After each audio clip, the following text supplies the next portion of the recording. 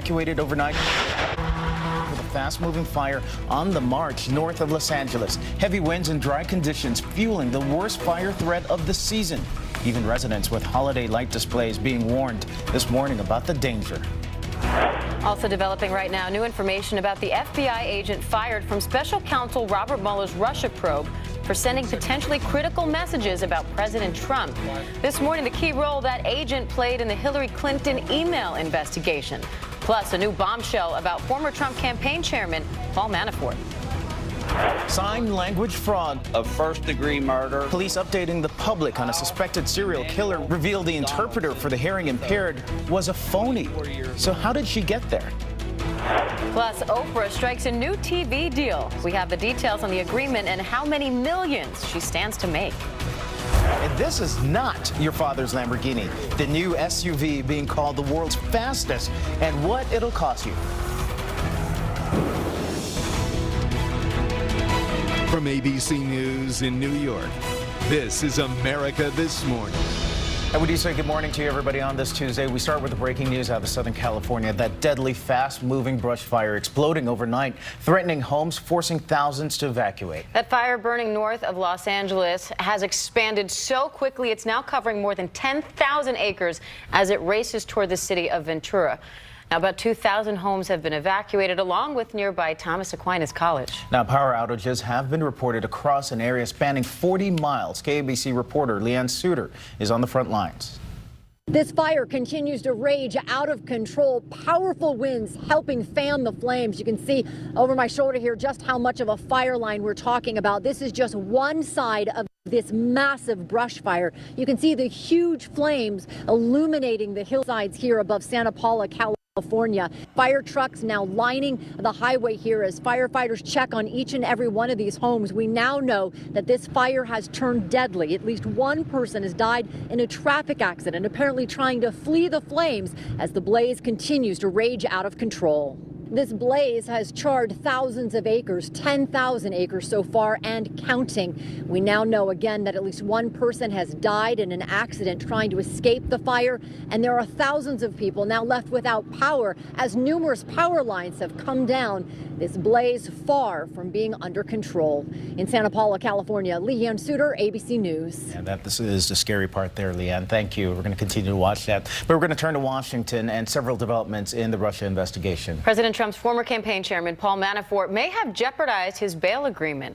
He's now accused of working with a Russian associate as recently as last week. This as the president is now questioning the integrity of the special counsel's office after word that Robert Mueller fired one of his top investigators for sending anti-Trump messages. ABC News has learned the Mueller investigator, Peter Strzok, was also a key player in the Hillary Clinton email investigation. He helped draft former FBI Director James Comey's public statement clearing Clinton of criminal charges. Comey's original draft said grossly negligent, which could be a crime. But sources say Strzok urged Comey to soften that language to extremely careless. This all comes as the president offers words of sympathy for his former national security advisor, Michael Flynn, who's charged with lying to the FBI in connection with the Russia investigation. Well, I feel badly for General Flynn. I feel very badly. He's led a very strong life. The president said he fired General Flynn because he lied to the vice president.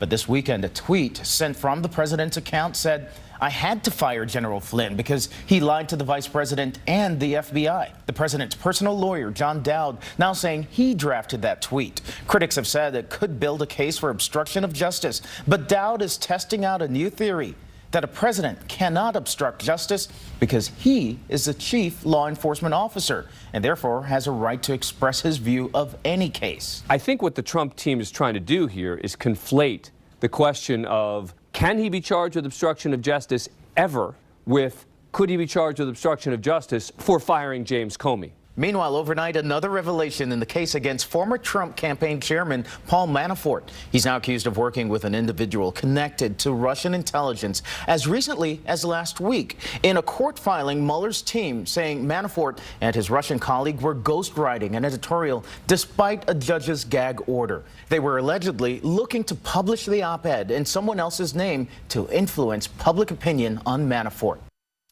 And in the new filing, Mueller's investigators are asking the court to revisit Manafort's bail agreement. Manafort remains under house arrest. Breaking news out of Michigan now. Congressman John Conyers is expected to announce this morning that he will not be seeking re-election. This comes as he faces a string of sexual misconduct allegations. But a family member says Conyers is going to retire, not resign. Another former staffer came forward overnight accusing Conyers of putting his hand up her skirt in church. And overnight, we learned candidate Roy Moore is getting some new support 1 week from Alabama's special election. The Republican National Committee is now sending resources to help Moore. Meanwhile, one of the women claiming Moore dated her when she was just a teenager has come forward claiming to have new evidence of their relationship. ABC's Kenneth Moten is here with the latest. Kenneth? Good morning, Diane. Roy Moore is getting a lot of help in this final week. Former White House Chief Strategist Steve Bannon will rally with him tonight, a day after President Trump's endorsement. 1 week to go until Election Day in Alabama. And GOP Senate candidate Roy Moore now has a powerful ally, President Trump. The president making the call from Air Force One to officially endorse Moore, who's accused of molesting teenage girls. Roy Moore denies it. That's all I can say. He denies it. And by the way, he totally denies it. Moore tweeted Trump told him, "Go get him, Roy." 8 women have accused Moore of sexual misconduct. Mr. Moore reached over and began groping me. This morning, the Washington Post reports it interviewed an accuser who says she has new evidence against Moore. Debbie Gibson says she was 17 when she dated the assistant district attorney.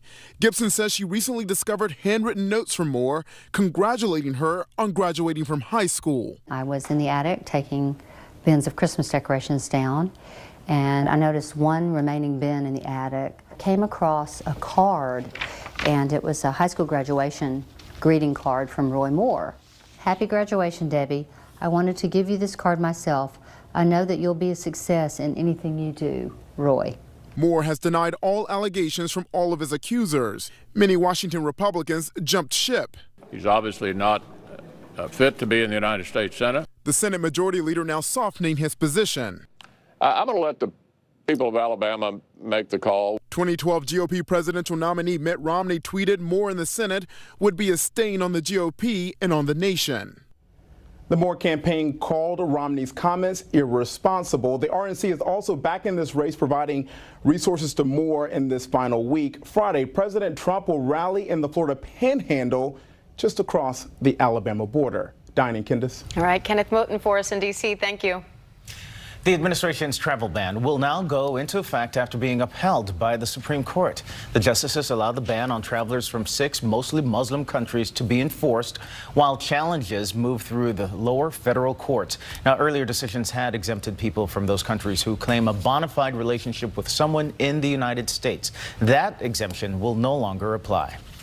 Time now for a look at your weather on this Tuesday morning.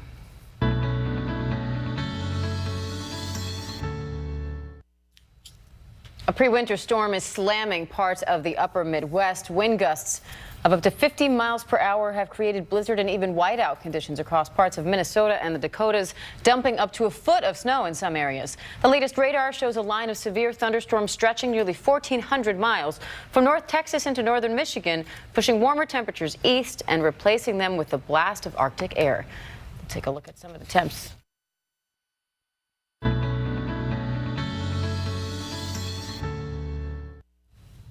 Much more news just ahead, including word of a mass shooting plot foiled by police. Also ahead, the reason why UPS drivers are protesting just as the busy holiday season gets underway. And Oprah Winfrey strikes a new TV deal worth millions. Florida, where a 69-year-old man is in custody accused of planning a mass shooting at an Islamic center. Police say Bernardino Bolatet is a gun enthusiast who expressed anti-Muslim opinions.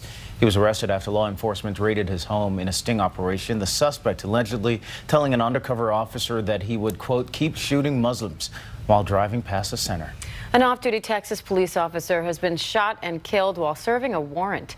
The suspect was wounded and taken into custody after a standoff with police. 58-year-old Kenneth Copeland is the first police officer in the city of San Marcos killed in the line of duty. Ken's a hero. Today was his day off. He worked just about every day off to provide for his kids, and because he knows that we're shorthanded, we need the help. His picture's hanging in different parts of this police department because everybody here loved him. Officer Copeland leaves behind a wife and 4 children. Police describe the shooting as an ambush-style attack.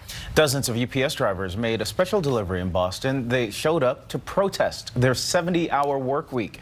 Their union says the schedule is just not safe. UPS says it complies with federal rules and the drivers are paid time and a half. Delivery volume this time of year is nearly double the normal level. Oprah Winfrey is no longer the majority owner of the cable network she started, OWN. She gave up the majority stake to Discovery Communications, which already held a 50% share, but Oprah will remain CEO and retain a significant minority interest. Discovery paid $70 million for that deal. Not bad payday for Oprah. A former contestant on The Apprentice is back in the news this morning. Coming up, why suing President Obama.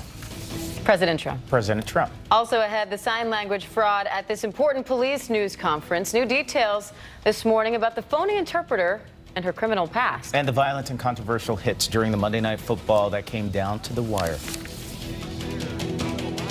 We turn now to the first lawsuits being filed after President Trump's executive order to shrink the size of 2 national monuments in Utah. The order is the biggest rollback of public land protection in U.S. history. Supporters say the monuments were a federal land grab. The first lawsuit challenging the order has been filed by environmental groups who claim the action exceeds the president's authority. The Navajo Nation and other Native American tribes also plan to sue. Many are concerned about potential oil and gas drilling on the land. The outdoor clothing company Patagonia used their website to protest the move, saying the president stole your land. Arguments will be heard today in a defamation lawsuit brought by a former contestant on The Apprentice against President Trump. Some reservist claims Trump kissed and grabbed her in 2007 when she visited him about a possible job at the Trump Organization. Reservists filed the suit in January after Trump called her claim a lie. A judge in New York will decide if the suit can proceed. Several questions are being raised in Tampa, Florida, after police say an interpreter for the hearing impaired during a news police conference was a fraud. The police chief was announcing the arrest of a suspected serial killer, but the sign language interpreter's gestures made no sense. Experts say it was all gibberish. A lot of them were invented signs, and I wasn't able to understand what she was saying. Most of the time, it just looked like she was singing, but not using actual signs. Tampa police say they did not check the interpreter's credentials. It turns out the woman has several fraud arrests on her record, including one conviction that landed her in state prison. We're hearing for the first time from the basketball player from South Carolina State University who went into cardiac arrest during a game over the weekend. Ty Solomon says he was talking to a teammate on the bench when he suddenly collapsed. A team trainer immediately started CPR, as you can see, and first responders used a defibrillator to try to revive him. Solomon has now met those who saved his life, simply saying, "I love those guys." Perfect timing. I just was glad it happened where it happened at, because I could have been with one of my teammates in the car and could have been a whole different situation. Well, Solomon says he had no previous cardiac issues before Saturday's collapse. And NBA star Steph Curry is using crutches this morning after spraining his right ankle. Ooh. He says x-rays on the ankle show no serious damage. It's unclear if he'll play in the Warriors' next game. Yeeks. The NFL has suspended Patriots star Rob Gronkowski for 1 game after a late hit on a Buffalo Bills player on Sunday. Pending his appeal, Gronkowski will miss Monday night's game against Miami. Meanwhile, last night, Steelers kicker Chris Boswell hit a game-winning field goal against the Bengals just as time expired. Final score, Steelers 23, Bengals 20. And earlier, Pittsburgh's Ryan Shazier suffered a back injury. He's spending the night in the hospital, and Cincinnati's Vontaze Burfict was also carted off after being hit hard by one of the Steelers. It was just a tough game all around for many of those players. Well, up next in the Pulse, the new SUV being called the fastest in the world. Also ahead, the scientific breakthrough that could make Matt Damon's movie The Martian a reality, sort of. Plus, the new internet sensation, the box stunt, the cheerleader who started the sensation explaining how to do it. Okay, time now to check your Tuesday pulse, starting with science fiction turning into reality. Yeah, so remember that Matt Damon film, The Martian, from 2 years ago? He plays a stranded astronaut who manages to improvise a farm using Martian soil, fertilized with human waste. Well, now scientists in the Netherlands have managed to simulate Martian soil to give birth to 2 worms. Those worms in the soil made from volcanic rock are giving new hope that farming on the red planet may be possible one day. Woohoo! 2 worms, yeah. It's a start, people. And Time Magazine has unveiled its top 10 finalists for the Person of the Year ahead of tomorrow's big reveal. So after claiming that he turned down the honor, President Trump made the short list along with some of the people at the receiving end of his Twitter attacks. He's up against special counsel Robert Mueller, whose investigation he calls a witch hunt, and former NFL star Colin Kaepernick, who he's repeatedly criticized for protesting during the national anthem. Also on the list, North Korean leader Kim Jong-un, Amazon founder Jeff Bezos, and the so-called dreamers, immigrants who came to the U.S. as children. Okay, so there's Trump, and then there's the anti-Trump list, I guess. Lamborghini is out with an ultra-fast SUV. Oh, that one's a little bit different. The 2019 Urus will be the world's fastest SUV, capable of up to 190 miles per hour. It can go 0 to 60 in less than 3.6 seconds. Wow, and it can empty your wallet as well, even faster, because prices start at $200,000. Who's with me? All you, buddy. Finally, a cheerleader from Texas is the newest internet sensation thanks to her jump over an invisible box. Check out the video. This launched Ariel Olivar to internet fame.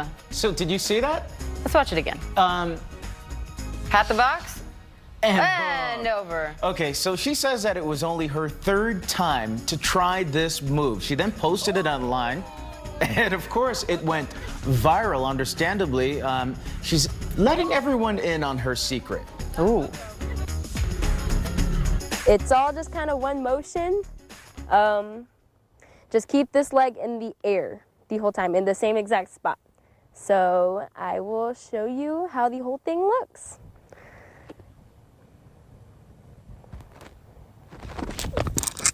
Like so. Okay, so it's easy enough. You just pretend as if you just don't move one leg.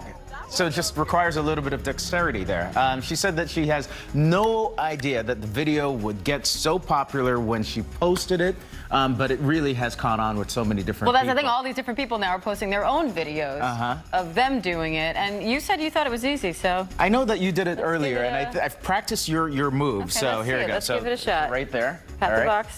Keep the leg in the air. You spoke during it. It tripped me. Our top stories on this Tuesday. Fast-moving brush fire in California's Ventura County has exploded, covering at least 10,000 acres around Santa Paula, forcing hundreds of homes to evacuate and at least 1 death blamed on the flames. ABC News has confirmed that a top FBI agent removed from the Russia investigation for allegedly sending anti-Trump text messages also played a key role in the Hillary Clinton email investigation, softening James Comey's remarks. Meanwhile, the president's attorney is arguing that a president cannot be guilty of obstruction. And Michigan Congressman John Conyers is expected to announce today that he will not seek re-election as he faces sexual misconduct allegations. Conyers has been under growing pressure to resign immediately, but a family member says Conyers is going to retire and is not resigning. Looking at today's weather, that cold blast over the upper Midwest is pushing a line of thunderstorms stretching from South Texas up into Maine, with blizzard conditions over the Great Lakes. To the west, it will be dry and chilly. And finally, you could say a newly engaged couple's life together off to a fiery start. Yes, he is a volunteer firefighter in Washington State, and they were newly engaged when he had to jump into action. Kara Kostanich of our Seattle station reports. Everything went perfectly. It was the perfect Sunday night aboard the Polar Express in South Pierce County, where Lucas Maine and Summer Holst's life changed forever. And she said yes. Little did the couple know about the adventure Lucas's proposal would turn into while driving home through downtown Eatonville. We saw flames just starting to roll out the front window on the right-hand side of the building as we were approaching it. So the 26-year-old, a volunteer firefighter EMT, jumped into action. We both looked at each other and went, all right, Station 84 is right there. We don't see anyone. We don't see the lights on, no movement, so. Budget constraints combined with staffing issues means doors were closed tight at South Pierce Fire and Rescue Station 84. That didn't stop Lucas from grabbing this fire truck all by himself and being the first firefighter to respond to this liquor store fire. I'm really glad he was here, and I'm glad his fiance is understanding about the circumstances. Chief Lloyd Gailey acknowledges it's very dangerous to send one firefighter on an engine to a fire, but says his 26-person department needs more volunteers to safely cover their 140-mile area of 25,000 people. But there are times when the calls will come in right on top of each other, and they will tax our resources. The chief says volunteer firefighters are fading away, but he's looking to reignite the passion found in volunteers like Lucas Main. Hopefully we get a few new members. Reignite the passion. They're lucky he was